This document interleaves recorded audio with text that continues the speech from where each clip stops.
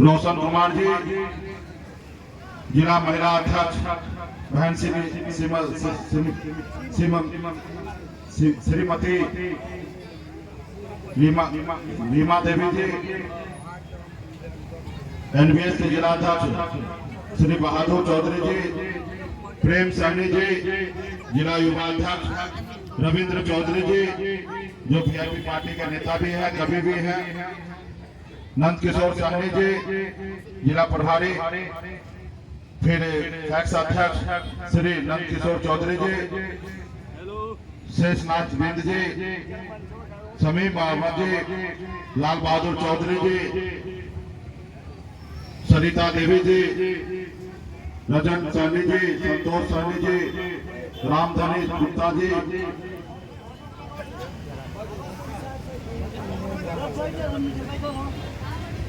इस कार्यक्रम में उपस्थित हमारे प्रदेश अध्यक्ष महिला प्रकोष्ठ के बहन निर्मला साहनी जी, इस कार्यक्रम में उपस्थित हरि मोहन चौधरी जी, भिभू साहनी जी, चंदन सोनी जी, हरिलाल यादव जी, जोनिया देवी जी, ध्रुव साहनी जी, ध्रुव चौधरी जी, शत्रुघ्न चौधरी जी, भूरन चौधरी जी, रंजन चौधरी जी, हौसला यादव जी, बालेश्वर चौहान कुशवाहा जी, संजय चौधरी जी, राजेश साहनी जी, रोबिन कुमार साहनी जी, मनोज कुमार चौधरी जी, अजय साहनी जी, राजेश कुमार बिंद जी, कृष्ण साहनी जी, जय नारायण बिंद जी,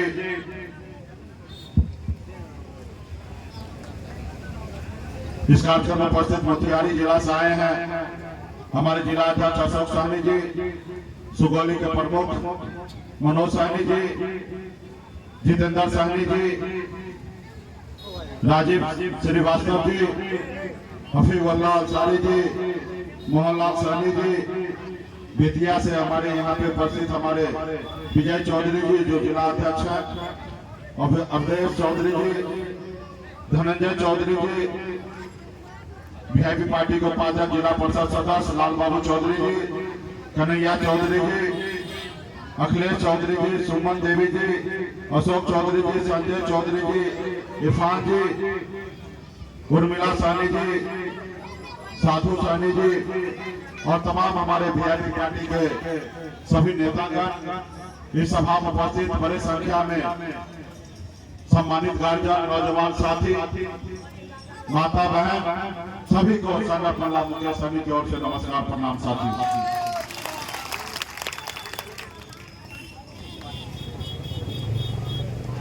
साथियों, ये निषाद आरक्षण संकल्प यात्रा पिछले महीने में ही 25 जुलाई को पटना से निकली हुई है। निषाद समाज को मान सम्मान अधिकार दिलाने के लिए ये यात्रा 101 दिन का यात्रा है। बिहार के सभी जिला, उत्तर प्रदेश के पूर्वांचल और झारखंड के कुछ जिला, 80 जिला में हम लोग जाएंगे, समाज के बीच में जाएंगे और समाज को अपने हक अधिकार के लिए लड़ने के लिए प्रेरित करेंगे। तो आज आपके जिला में हम लोग पहुंचे हैं और आप सभी ने इस यात्रा को स्वागत करने के लिए यहाँ पे उपस्थित हुए हैं। तो साथियों, इस आजाद भारत में अगर सर उठा के जीना है, मान सम्मान अधिकार के साथ जीना है, अगर आप चाहते हैं कि आपके बच्चे अच्छी जिंदगी जिए, तो आपको 2 काम करना पड़ेगा। एक रोटी कम खाइए, लेकिन अपने बच्चे को पढ़ाइए लिखाइए। आप अपनी जरूरत को कम कीजिए, लेकिन अपने बच्चे को पढ़ाइए लिखाइए। आप अगर झोपड़ी में है तो झोपड़ी में रहिए। जरूरी नहीं है कि कोठा घर में जाना है, लेकिन उससे ज्यादा जरूरी है कि अपने बच्चे को पढ़ाइए। जिस रोज वो पढ़ लिख लेगा, समझदार होगा, उस रोज वो आपके लिए झोपड़ी से निकालकर महल में पहुंचा देगा। साथियों, इसके लिए उसको पढ़ाइए लिखाइए। जब पढ़ेगा लिखेगा, समझदार होगा, तो उनको पता होगा क्या काम इस संसार में अच्छा है, क्या काम बुरा है, क्या काम करना चाहिए, क्या काम नहीं करना चाहिए, उनको पता होगा। और जो पीढ़ी पढ़ लिख लेगा उसके बाद उस पीढ़ी को मुड़ के देखना नहीं पड़ेगा, उसके आने वाला जनरेशन जो होगा, वो पीढ़ी जो होगा वो आगे बढ़ेगा। और दूसरा काम, अपने अधिकार के लिए संघर्ष किया, लड़ाई लड़िए। जब तक आप अपने अधिकार के लिए लड़ाई नहीं लड़िएगा तब तक आपको अधिकार नहीं मिलेगा। हमारे पूर्वज भी अपने अधिकार के लिए संघर्ष किए थे, संकल्प लिए थे। पौने 200 साल अंग्रेज से लड़ाई लड़े, तब जाके देश आजाद हुआ। सिर्फ एक ही संकल्प था कि हम देश में लड़ाई लड़ेंगे, अंग्रेज को मार भगाएंगे और देश आजाद कराएंगे, और आजाद भारत में हमारे आने वाला पीढ़ी सर उठा के जिएंगे। हम लोगों ने लड़ाई लड़ा, देश आजाद हुआ। हमारे पूर्वज ने कुर्बानी दिया, हजारों लाखों की संख्या में कुर्बानी दिया, फिर देश आजाद हुआ। लेकिन उस समय में जो गुलाम था, जो अंग्रेज का जी हजूरी करता था, आज वही मालिक बन गया है। और जिसका बाप दादा ने शहीद हुआ, लड़ाई लड़ा, आज वो गुलाम बन के बैठा हुआ। आज इस आजाद भारत में भी आज गरीब को आजादी नहीं मिला है साथी। ये क्यों हुआ? क्योंकि आप अपना अधिकार के लिए लड़ाई लड़ना छोड़ दिए। आप अपने अधिकार के लिए लड़ाई नहीं लड़ रहे हैं।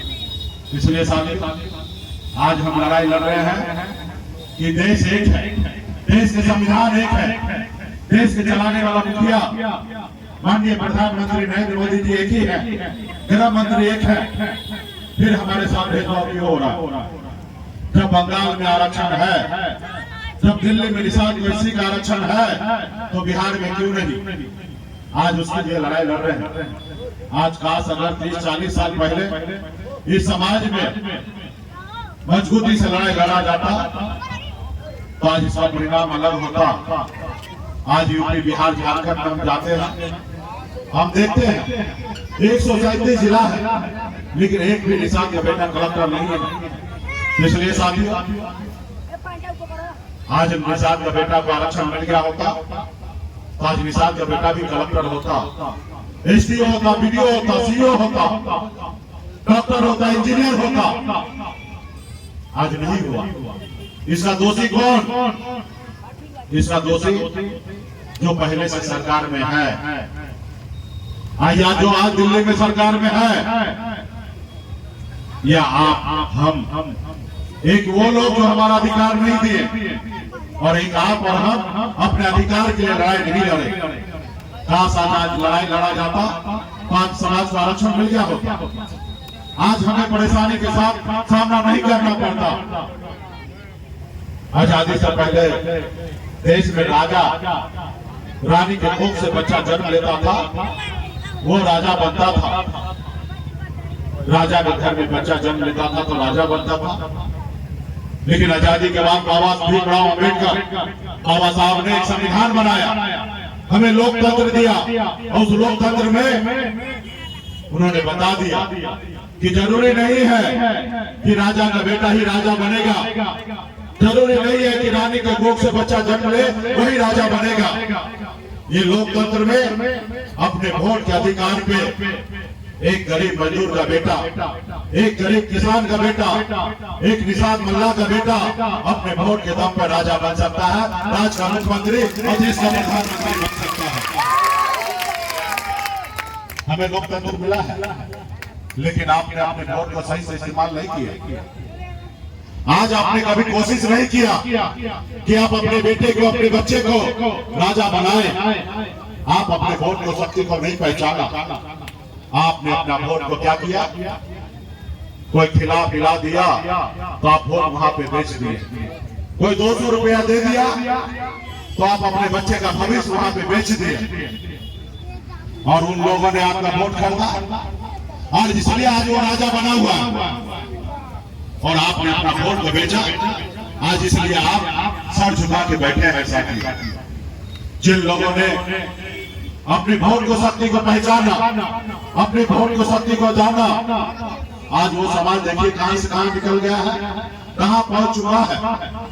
जैसे हमारे आदरणीय लालू प्रसाद यादव जी, मुलायम सिंह यादव जी, बहन मायावती जी, स्वर्गीय रामविलास पासवान जी, ये लोग भी गरीब घर में ही जन्म लिए, अपने वोट को शक्ति को पहचाने, जाने, लड़ाई लड़े, संघर्ष किए। आपने देखा लालू प्रसाद यादव जी ने दल बनाया, जब दल बना उनके लोगों ने उनको साथ दिया, जब उनके लोगों ने उनको साथ दिया, उनके समाज के लोगों ने साथ दिया, तो 15 साल बिहार में मुख्यमंत्री रहे। आज भी उनकी सरकार है।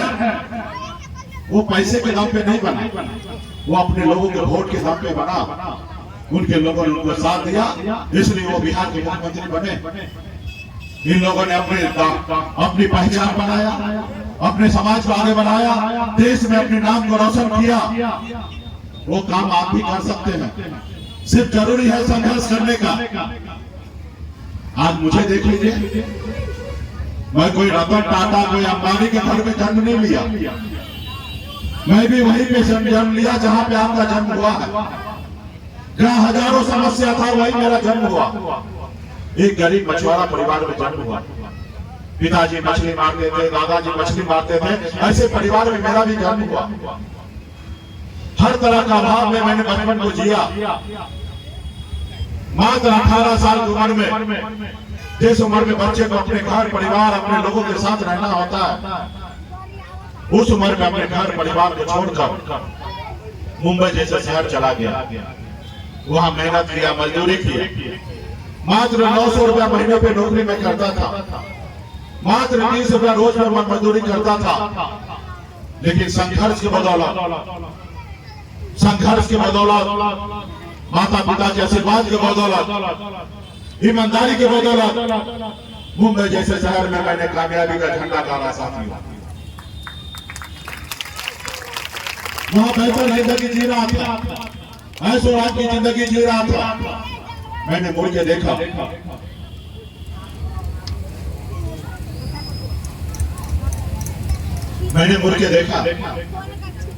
लोग चांद में घर बना रहे हैं, बनाने के लिए सोच रहे हैं, लेकिन आज भी हमारे लोगों के लिए धरती पर रहने के लिए घर नहीं है, उनके घर पे जाने के लिए रास्ता नहीं है।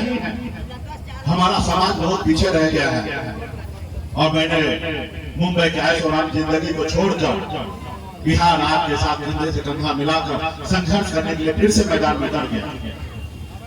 मैंने लड़ाई संघर्ष की। तब तक निषाद को कौन जानता था, कौन पहचानता था? आज बिहार में ही नहीं, देश में आज निषाद के बेटा को जानने पहचानने लगा। ये क्यों? क्योंकि आप अपने अधिकार के लिए हमारे साथ कंधे से कंधे मिलाकर संघर्ष करने के लिए मैदान में उतर गए। कल तक आपके वोट का 200 रुपया वैल्यू लगता था, आज लोग आपसे डरने लगे हैं, आज लोग आपसे परेशान होने लगे हैं। तो इसलिए साथियों, जरूरी है संघर्ष करना। आपने देखा आजादी के 75 साल के बाद पहली बार निषाद का बेटा अपने दम पर बिहार में दल बना 4 विधायक बनाए। मैं अपने नाम पर मंत्री बना, किसी की मेहरबानी से नहीं बना, नहीं कोई हमें मंत्री मेहरबानी करके बनाया, अपने दम पे बना। हमारे पास वो ताकत था, सरकार का चाबी था। भले किसी के पास 74 विधायक था, लेकिन मेरे पास 4 ही विधायक था, लेकिन 74 से कम नहीं था। 74 वाला हटता तो भी सरकार गिरता, और 4 वाला हटता तो भी सरकार गिरता। सरकार का चाबी था मेरे पास। हम जिनको चाहते उनको मुख्यमंत्री बना सकते थे, लेकिन हमने मैं अमर शहीद जुड़वा सैनिक का वंशज, वीरांगना पूनम के वंशज हैं, हम एकलव्य के वंशज हैं। हम कभी किसी का बुरा नहीं चाहते हैं, हम कभी किसी के साथ गद्दारी नहीं करते हैं। हम ईमानदारी का परिचय दिया और हमने श्री नीतीश कुमार जी को बिहार का मुख्यमंत्री बनाने का काम किया। हमारे पास भी ऑफर था कि आइए डिप्टी सीएम बन जाइए, सबको विधायक को मंत्री बना दीजिए, लेकिन हमने कहा किसी के साथ बेईमानी नहीं करेंगे, गद्दारी नहीं करेंगे, ईमानदारी के साथ आगे बढ़ रहा था। लेकिन आपने देखा वो लोग सामंतवादी विचारधारा वाले लोग जो नहीं चाहता है कि निषाद कमल्ला का बेटा वो मालिक बने, वो चाहता है कि आपको हमेशा गुलाम बना के रखे, जैसे आपके बाप दादा को गुलाम बना के रखा था। वो चाहता आज भी निषाद को हम गुलाम बना के रखे, उसको हजम नहीं हो। वो देखा एक निषाद मल्ला का बेटा बिहार में मंत्री बन गया है अपने दम पर, वो हमारी सरकार बनाया है, इसको रोको।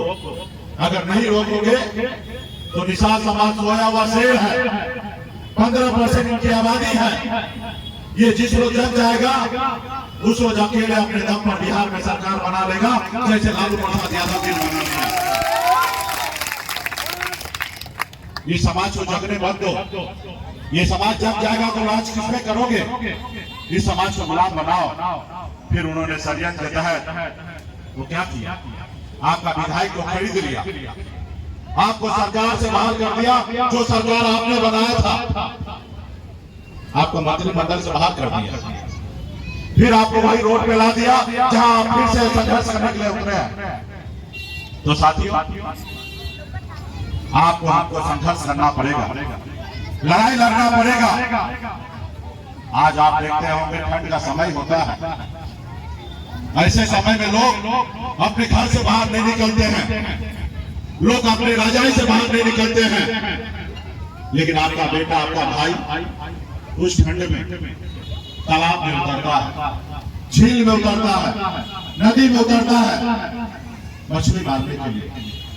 ऐसी ठंड में, जिस ठंड में लोग अपने रजाई से बाहर नहीं निकले, उस समय में आपका बेटा, आपका भाई पानी में उतरता है, इसलिए क्योंकि वो मछली मारेंगे, बाजार में बेचेंगे, तब उनका घर परिवार,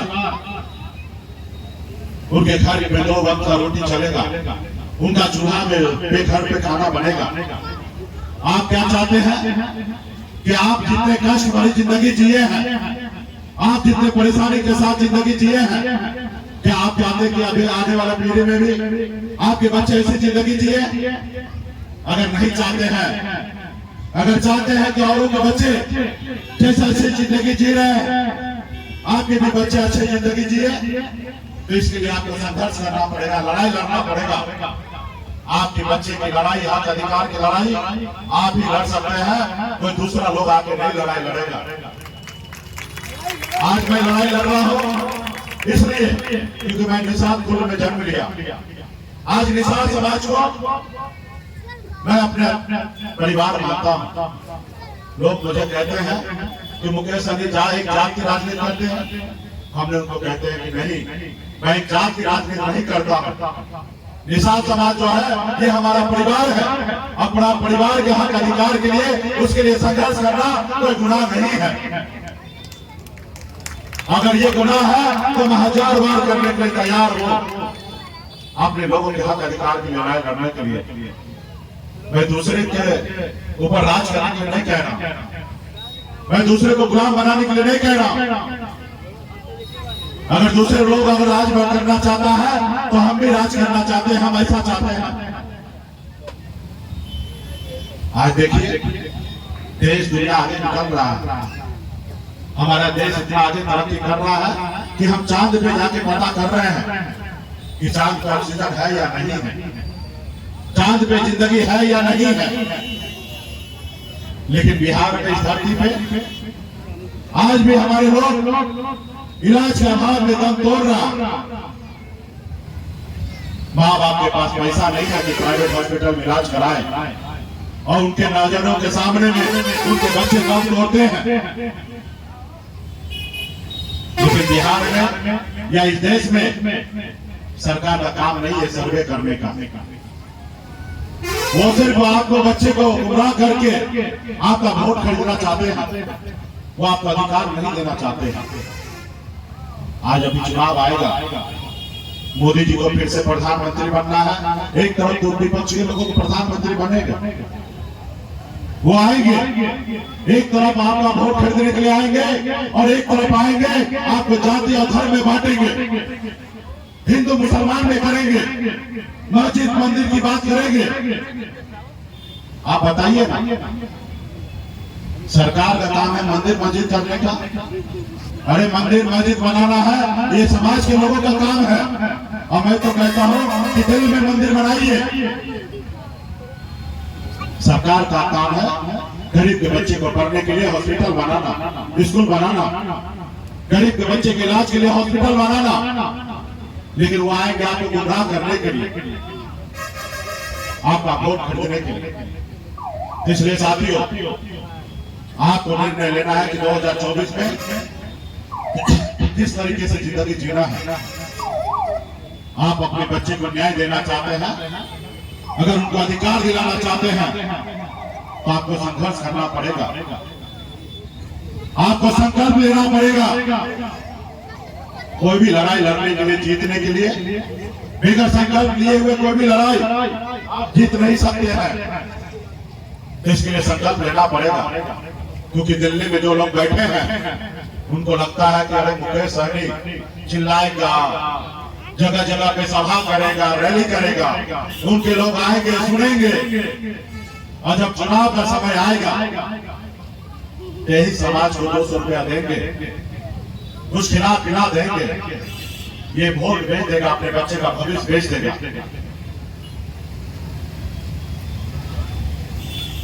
इसके लिए आपको उनको बताना पड़ेगा, उनको भरम को तोड़ना पड़ेगा, उनको बताना पड़ेगा कि मोदी जी ये अब पहले वाला निषाद नहीं रहा, ये 2023 वाला निषाद आ चुका है।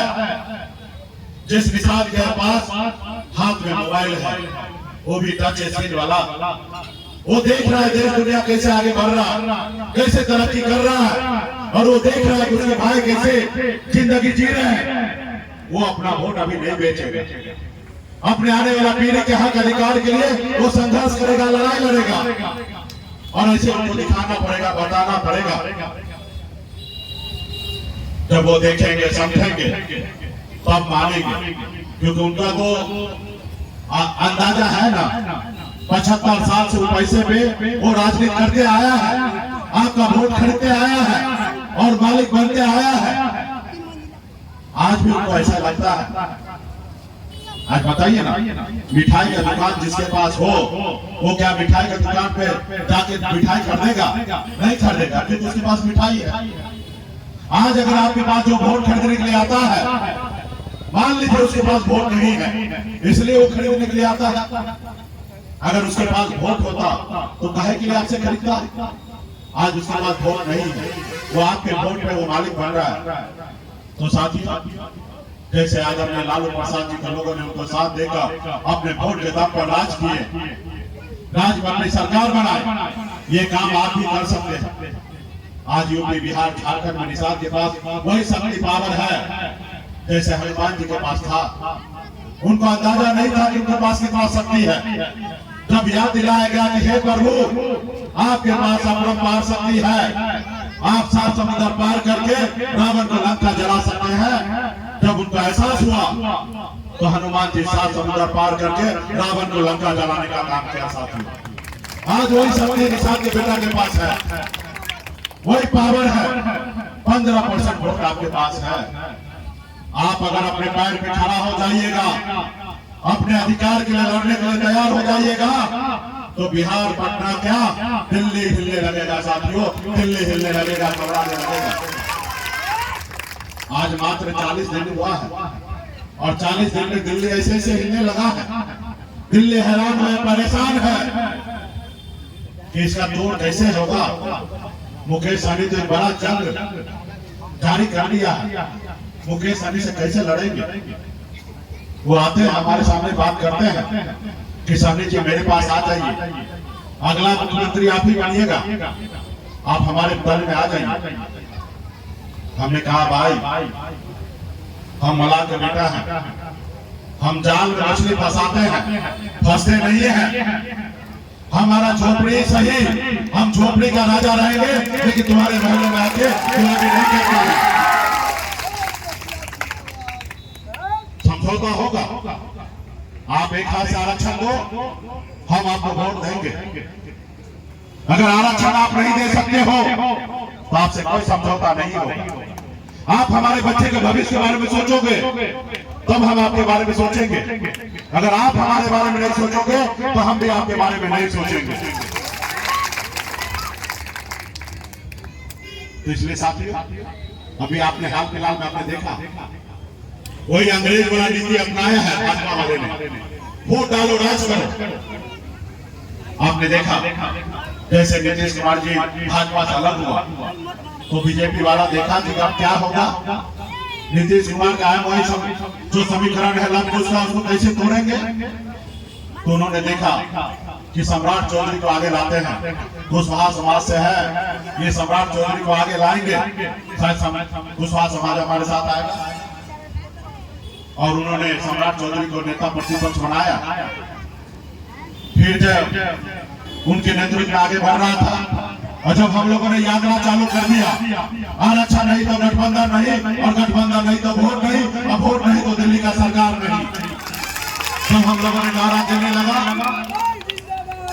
जब हमने उनकी बात को नहीं माना तो उन्होंने क्या किया, कुशवाहा जी को हटा दिया, सम्राट चौधरी को हटा दिया। उनको कहा कि भाई आप नहीं हो बिहार में फैक्टर, अब बिहार में लव कुश फैक्टर नहीं है, अब बिहार में मुकेश सहनी फैक्टर बन चुका है। अब मुकेश सहनी को कमजोर करने के लिए एक रणनीति बनाया गया। और आपने देखा कि निषाद के बेटा को हरी सहनी को नेता प्रतिपक्ष बना दिया, इसलिए कि समाज को हम बता सके कि हम आपका हितैषी है। अरे भाई, अगर तुम समाज का हितैषी हो, तुम इस समाज को आगे बढ़ाना चाहते हो, तो एक निषाद का बेटा को आगे बढ़ाने से कैसे बढ़ेगा। यूपी बिहार झारखंड में 5 करोड़ निषाद है। अगर आप निषाद को अगर भला चाहते हो तो निषाद का आरक्षण लागू कर दो दिल्ली में, तो 5 करोड़ निषाद के चेहरे पे मुस्कान आएगा, 5 करोड़ निषाद के घर पे खुशियां आएगा। लेकिन आप तो वही करते हो जो अंग्रेज करता था, फूट डालो राज करो। तो ये निषाद समाज क्या फूटने वाला है? क्या ये निषाद समाज गुमराह होने वाला है? अगर नहीं होने वाला है तो लड़ाई लड़ने के लिए संकल्प लेना पड़ेगा और लड़ाई लड़ना पड़ेगा। मोदी जी को बताना पड़ेगा कि मोदी जी, आपने जो वादा किया था वो हमें चाहिए। आपने कहा था विदेश से काला धन लाएंगे, हर किसी के खाता में 15-15 लाख रुपए देंगे। कहाँ गया वो 15 लाख रुपए? आपने कहा था हर साल 2 करोड़ नौकरी देंगे। कहाँ गया निषाद का बेटा का नौकरी? आप हमको गुलाम बनाना चाहते हैं, बस 5 किलो चावल देना चाहते हैं। हमें 5 किलो चावल नहीं चाहिए, हमारे बच्चे को नौकरी चाहिए। जैसे आपने अभी ब्राह्मण भूमियार लाला को बेटा को, सामान्य वर्ग के लोगों को 10% आरक्षण आपने दे दिया, आप उनके बेटा को नौकरी देंगे, उनके बेटा को कलेक्टर बनाइएगा, लेकिन हमारे बेटा को आप गुलाम बनाइएगा। आप हमें भिखारी समझेंगे, हमें नहीं। हमारे पास 2 हाथ है, पैर है, मजदूरी कर लेंगे, अपना घर चलाएंगे। आप सरकार में आए, आपने कहा था कि गरीब को नौकरी देंगे, कहाँ गया नौकरी? आज हम वर्षों से लड़ाई लड़ रहे हैं। हमारे एक भाई को बंगाल में आरक्षण है, हम लड़ाई लड़ रहे। पटना में लाठी डंडा हमने खाया, पिछले 9 सालों से संघर्ष कर रहे हैं, लेकिन आप हमको आरक्षण नहीं दे रहे। लेकिन आपने देखा सामान्य वर्ग को आरक्षण दे दिया 10%। कभी उन्होंने आंदोलन किया, कभी लड़ाई लड़ा, कभी संघर्ष किया? नहीं किया। उन्होंने संघर्ष किया सिर्फ अपना सरकार बनाने के लिए। मोदी जी को बनाया, भारतीय जनता पार्टी उनका अपना सरकार है। आरएसएस मतलब भारतीय भाजपा, भाजपा मतलब आरएसएस, और आरएसएस मतलब अपर कास्ट। और उन्होंने लाया अपना समाज को आरक्षण दिला दिया। हम उनका विरोध नहीं करते हैं कि आपने ब्राह्मण भूमियार को क्यों आरक्षण दे दिया। हम भी मानते हैं कि सरकार सही काम किया। अगर देश में गरीब अगर है ब्राह्मण भूमियार, तो उसका बेटा को भी आरक्षण मिलना चाहिए। हम नहीं चाहते हैं कि गरीब का बेटा भूखे मरे, चाहे जाति धर्म कोई भी क्यों ना हो। अगर ब्राह्मण का बेटा अगर भूखा है तो उसको भी खाना मिलना चाहिए। लेकिन एक ही अनुपात में, एक तरफ 10 लोग हैं, आप 2 रोटी देते हैं खाने के लिए, और एक तरफ 2 लोग हैं, उसको 10 रोटी दीजिएगा खाने के लिए। ये कहाँ का न्याय है? मोदी जी, आपके चश्मा पे जो है ना धूल जम चुका है, धूल को साफ कीजिए और देखिए कि निषाद का बेटा किस तरीके से जिंदगी जी रहा है। कैसे कष्ट भरी जिंदगी जी रहा है, ठंड पे भी पानी में उतरने के लिए मजबूर है। आप हमें भी वही 10% आरक्षण दे दीजिए जो आपने EWS लागू किया ना सामान्य वर्ग को। बस हमें और कुछ नहीं चाहिए, हमें वही आरक्षण लागू कर दीजिए। हमें भी आर्थिक आधार पर ही आरक्षण लागू कर दीजिए, मात्र 10% आरक्षण दे दीजिए। हमें राशन नहीं चाहिए, हमें 15 लाख भी नहीं चाहिए आपका, आप रखो, लेकिन 10% आरक्षण जो आपने सामान्य वर्ग को दिया वही हमें भी दे दो। हमारा बेटा पढ़ के वक्त इंजीनियर बनेगा, हमारा समाज आगे बढ़ेगा। लेकिन आप क्या करते हो, फिर गरीब को मूर्ख बना रहे हो, जिसके लिए सरकार को काम करना चाहिए। सरकार का काम क्या है? अमीर से टैक्स लेना और गरीब को झोली को भरना। लेकिन आज का सरकार क्या कर रहा है? गरीब को सिरिंज लगा के खून चूस रहा है और बड़े बड़े लोगों को अमीर बना रहा है, बड़े बड़े ऊंचे लोगों को बेटा को नौकरी दे रहा है, उसको कलेक्टर बना रहा है, और आपको बेटा को मजबूर कर रहा है कि जाके खेत में काम कीजिए, आप मछली मारिए। साथियों, समय आ चुका है, हमने सर पे कफन बांध करके हम मैदान में उतर चुके हैं। 100 दिन की यात्रा में निकल चुके हैं। आप देख रहे हैं कि तबीयत अस्वस्थ है, हर 2 मिनट में पानी पीना पड़ता है, तबीयत खराब है, खांसी है।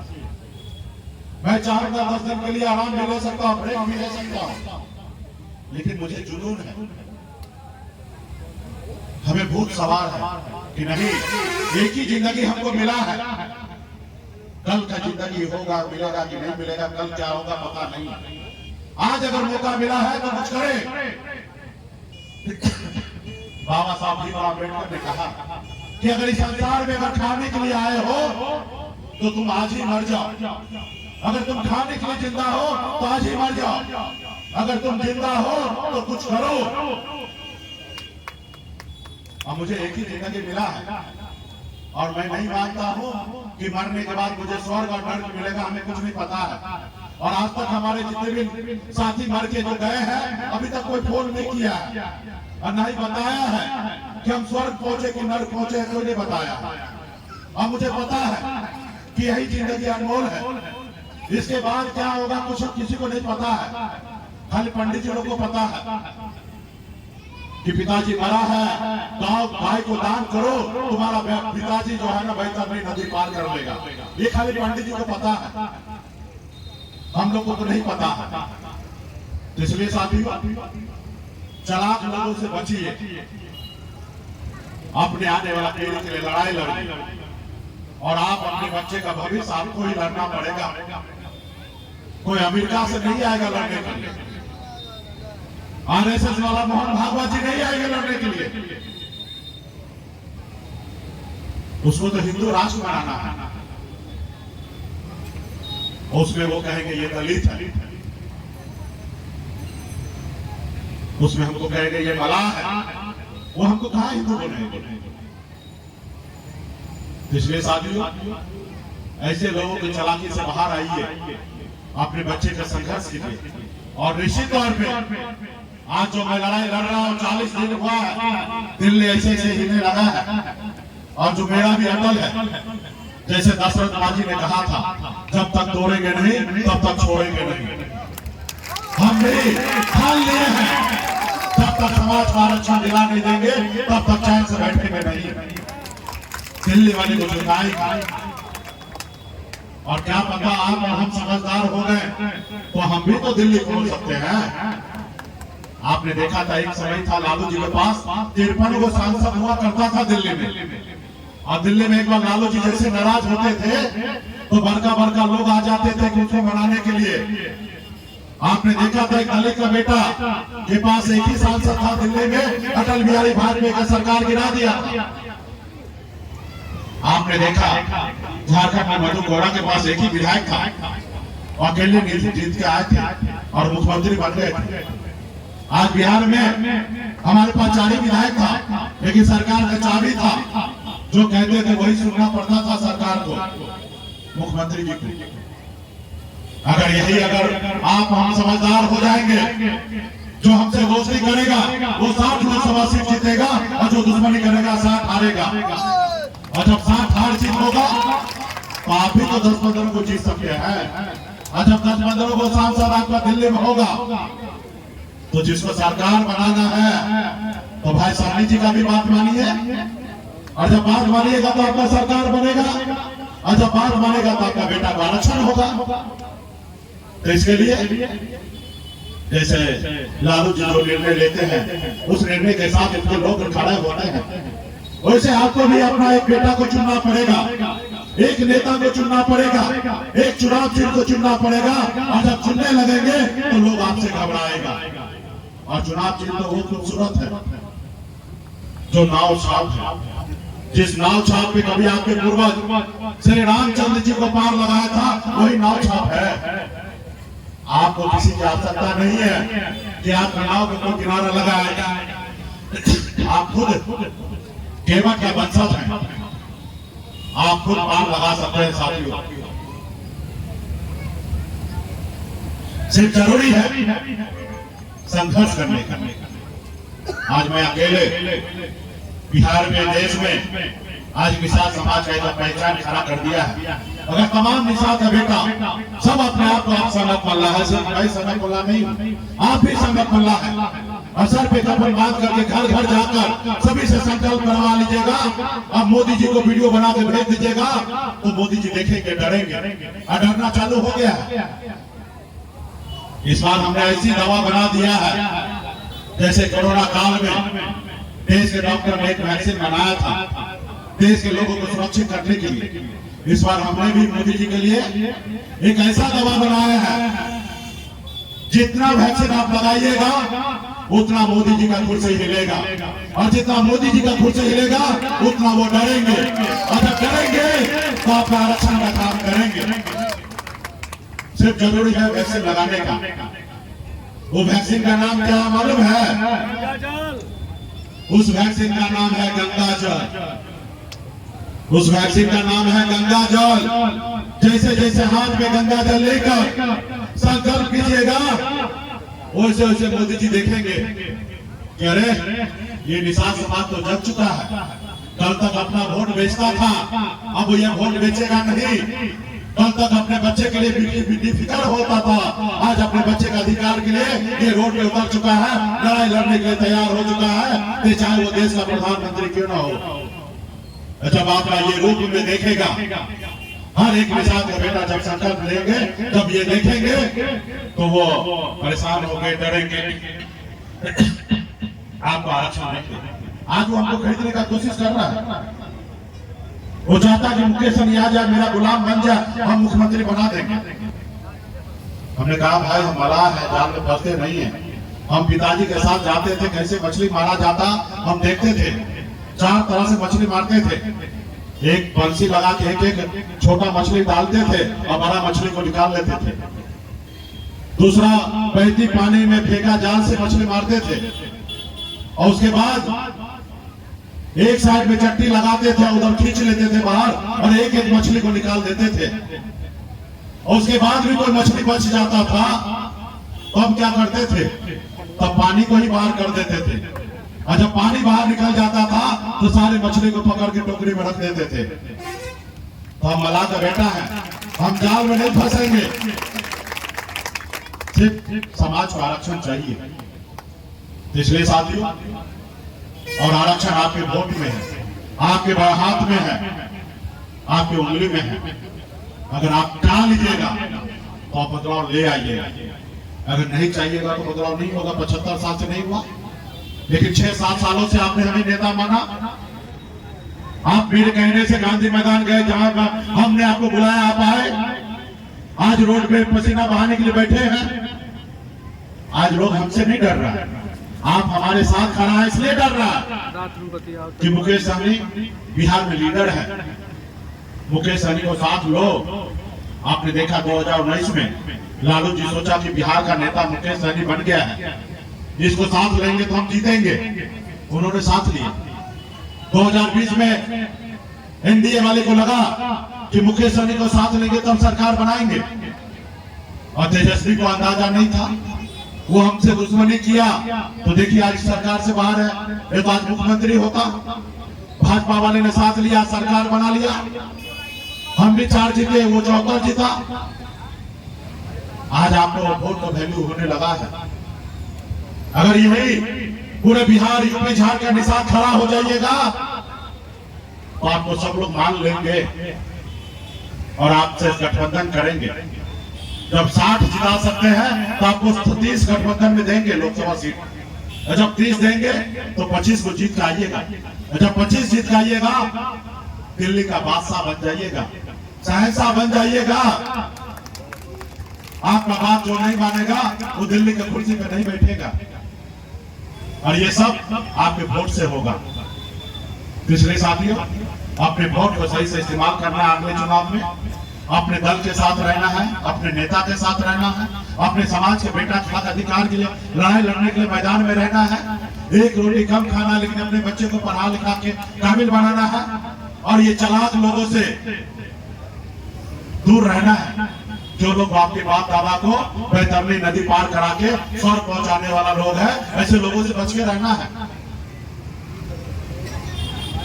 इसलिए साथियों, तो क्या आप लोग लड़ाई लड़ने के लिए तैयार हैं? तो तैयार है तो आपको संकल्प लेना पड़ेगा, और संकल्प जब लेंगे तो मोदी जी देखेंगे। मोदी जी तो यहाँ है नहीं, लेकिन ये वीडियो कैमरा वाला भाई साहब है, ये वीडियो बनाएंगे और वीडियो बना के भेजेंगे। इसके बाद घर घर अभियान जो है उसके तहत भी वीडियो बनाइए, पार्टी कार्यालय में भेजिएगा और मोदी जी को डायरेक्ट भेज दीजिएगा, ट्वीट कर दीजिएगा, भारत सरकार को भेज दीजिएगा। गांव बैठे बैठे वो देखेंगे लाखों निषाद का बेटा अब हमसे सवाल जवाब करने लगा है। तो आपको संकल्प करने के लिए तैयार है?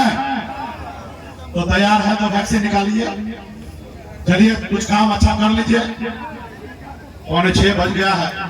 वैक्सीन निकालिए, गंगा जल, जिसको गंगा जल कहते हैं, सब पवित्र हो जाए। सब लोग, माता बहन, सभी लोग, जितने भी निषाद का बेटा है, वैक्सीन निकालिए और ढक्कन को खोलिए।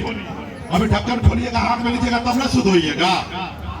तो सब ढक्कन खोलिए, सभी लोग, जितने भी माता बहन है, नौजवान साथी, निषाद का बेटा है, हाथ में गंगा जल लीजिए, ऐसे हाथ को कीजिए ताकि वीडियो कैमरा में देखे कि हर निषाद का हाथ उठा हुआ है। और हाथ वैसे उठाइए सभी लोग, और नेता लोग को भी दीजिए भाई मंच पे। हाँ, और जैसे जैसे हम संकल्प पढ़ रहे हैं पढ़िए, और हमारे मीडिया के भाई देखिए जब निषाद का बेटा कैसे जग चुका है। मैं बाबा केवल महाराज, बाबा केवल महाराज, भगवान वेद व्यास, भगवान वेद व्यास, प्रभु श्री राम, प्रभु श्री राम, भगवान गोराज निषाद, भगवान गोराज निषाद, बाबा अमर सिंह, बाबा अमर सिंह, बाबा काशी, बाबा काशी, बाबा जय सिंह महाराज, बाबा जय सिंह महाराज, बाबा कारिक महाराज, बाबा कारिक महाराज, बाबा कोयला, बाबा कोयला, माता कमला, माता कमला, अमर शहीद जुपासानी, अमर शहीद जुपासानी, वीरांगना फूलन देवी, वीरांगना फूलन देवी, और अपने पूर्वज को साक्षी मानकर हाथ में गंगा जल लेकर संकल्प करता हूँ कि अपने समाज और अपने आने वाली पीढ़ी के लिए हर परिस्थिति में संघर्ष करूंगा और अपनी विकासशील इंसान पार्टी के साथ रहूंगा। पार्टी जो निर्णय लेगी हम उस निर्णय के साथ रहेंगे। हम संकल्प लेते हैं एक रोटी कम खाएंगे, लेकिन अपने बच्चे को पढ़ाएंगे लिखाएंगे। हम संकल्प लेते हैं एक एक निषाद के घर पे जाएंगे, सभी निषाद आरक्षण संकल्प यात्रा से जोड़ेंगे, सभी को संकल्प करवाएंगे। जय निषाद राज, जय वीआईपी, जय बिहार। चलिए शुद्ध हो जाइए। हम लोग निषाद का बेटा है और गंगा माता के संतान है। हम देश के जितने भी निषाद हैं वो गंगा पुत्र हैं, गंगा माता के संतान हैं, और हम लोगों ने गंगा माता की सौगंध खाया है कि हम अपने आने वाला समय में, अपने आने वाला पीढ़ी के लिए, अपने बच्चे के भविष्य के लिए हम लड़ाई लड़ेंगे, संघर्ष करेंगे, अपने नेता, अपने पार्टी, अपने साथ रहेंगे और समाज के हक अधिकार के लिए संघर्ष करेंगे। बहुत बहुत धन्यवाद जितना भी यहाँ पे उपस्थित हुए हैं, और वीआईपी जी को विशेष धन्यवाद कि आपने बहुत ही अच्छा कार्यक्रम किया है और हमेशा लगे रहते हैं। आपको धन्यवाद है कि आप इसी तरीके से लगे रहिए और इस क्षेत्र में नेतृत्व कीजिए, और तमाम आपके सहयोगी जितने भी नेतागण हैं उन सभी को बहुत बहुत धन्यवाद कि आप लोगों ने अच्छा कार्यक्रम किया है। अभी आपके पास पटना से 4 चक्का गाड़ी आ जाए।